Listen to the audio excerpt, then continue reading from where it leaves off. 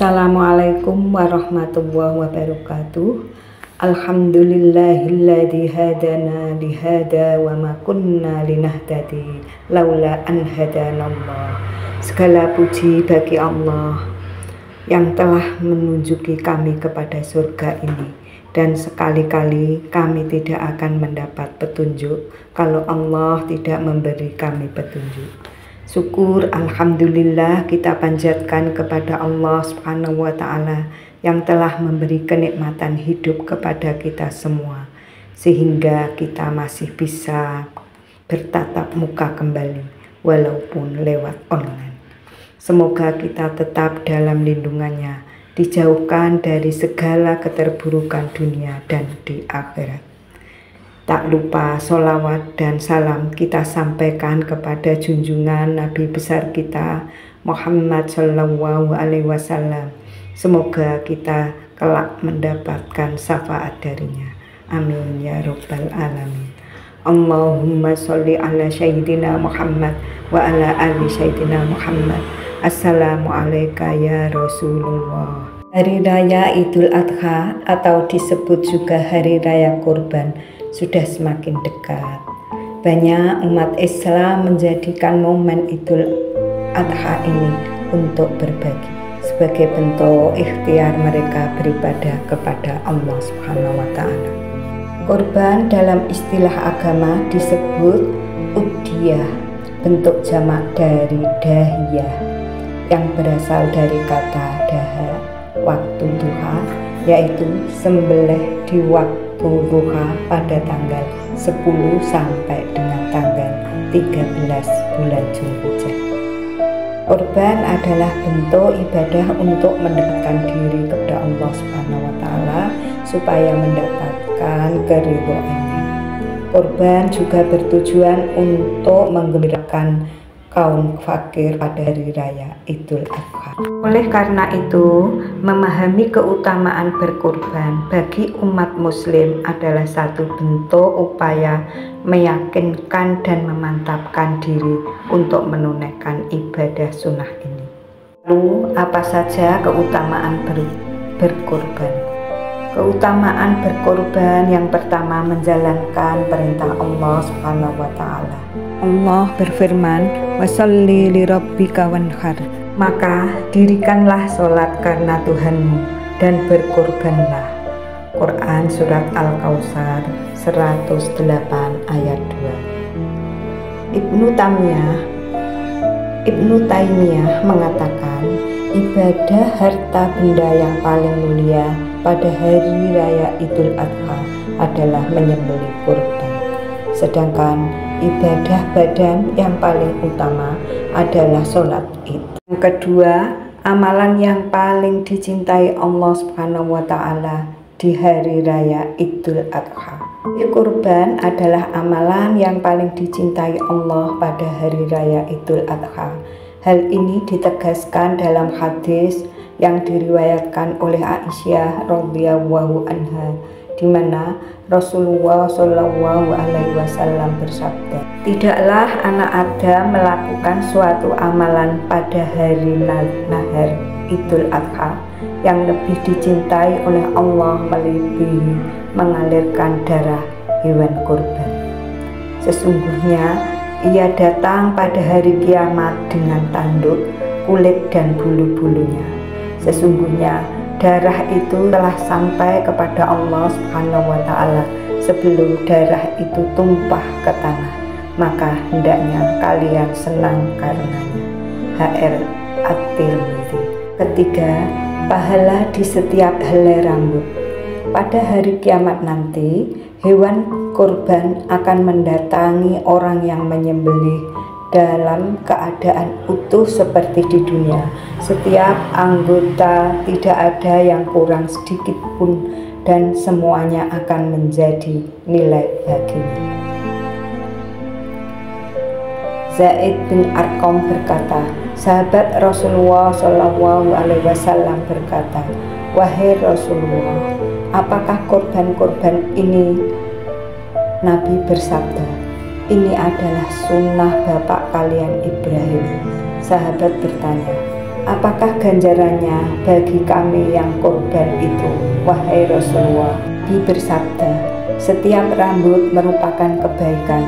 Sahabat kembali bertanya, lalu kalau bulu? Beliau bersabda, dengan setiap helai rambut dan bulu adalah kebaikan. HR Ibnu Majah dan Hakim. Oleh karena itu, bagi seorang muslim yang telah memiliki kemampuan, hendaknya untuk menunaikan ibadah kurban.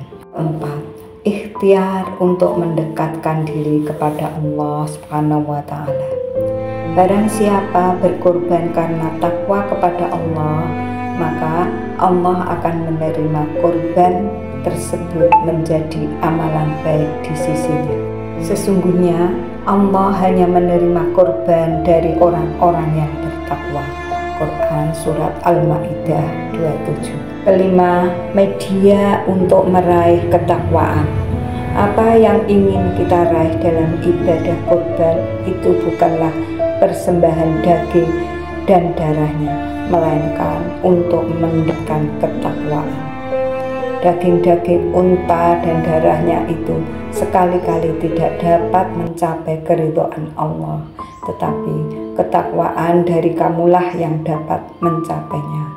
Quran Surat Al-Hajj 37. Keenam, dihapus dosa-dosa dan keburukan.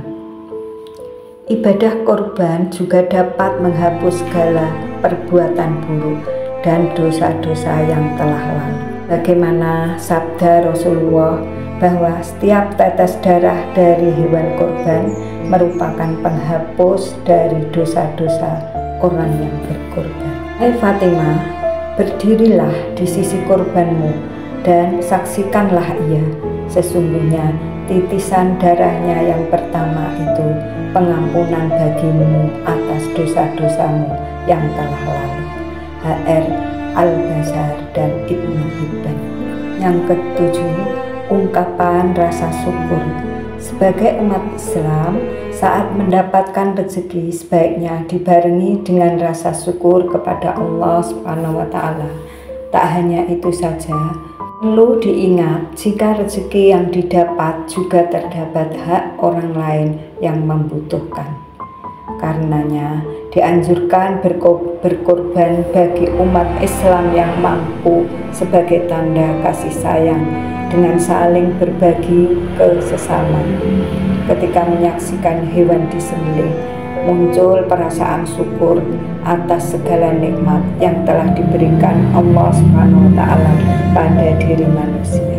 Bagaimana yang dijelaskan dalam Quran Surat Al-Kautsar ayat 1 dan 2. Sungguh kami telah memberimu telaga Kausar, maka laksanakanlah sholat karena Tuhanmu dan berkorbanlah sebagai ibadah dan mendekatkan diri kepada Allah. Quran Surat Al-Kautsar 1-2. Yang ke-8, sebagai syiar agama. Keutamaan berkorban merupakan upaya syiar agama yang dapat dilakukan oleh setiap umat muslim.